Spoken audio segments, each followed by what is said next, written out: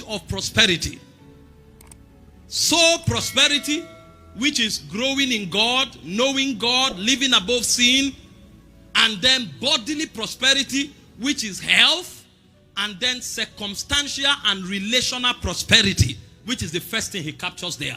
So in God's agenda, there is prosperity package for every component of your being. And so if there be any aspect of your life where you are not enjoying abundance, that is an alarm system that there is ignorance lurking somewhere. And so we need to examine the scriptures again, particularly tonight, to find out how God prospers a believer. Now, for the purpose of my teaching tonight, I'm not going to touch soulish prosperity. I'm not going to touch bodily prosperity. I'm only going to touch material prosperity. But I'm laying this foundation so you will know that we know and we teach that prosperity is not materialism. Prosperity is first of all growing in the knowledge of God. That's why I said your soul, even as your soul prospered. Prosperity is living a healthy life, victory over sickness. And then prosperity is having an impactful relationship with others, a life that impacts others. And then prosperity is also having circumstantial victory, that you are not walking in lack. But because we can't deal with all of that tonight, I just want to handle only material prosperity. But for the purpose of emphasis again, let me state that spiritual prosperity is more important than bodily prosperity. And bodily prosperity is more important than circumstantial or material prosperity. In Mark 8:36, Jesus speaking, he said, "What shall it profit a man if he gains the whole world and suffers the loss of his soul?" That means if you prosper materially and prosper bodily, but you don't know God or grow in God, all of that is a waste. However, it's also important to note that Jesus was not in any way trying to say bodily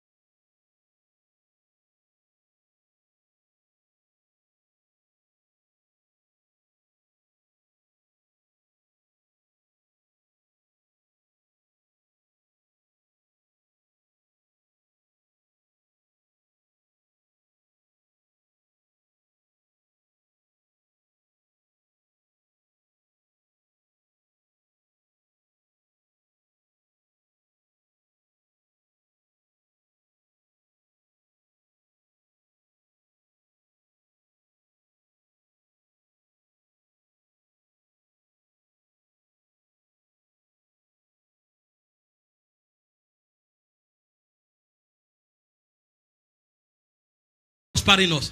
Do you think that gospel is correct? If we are handicapped, how can we advance kingdom?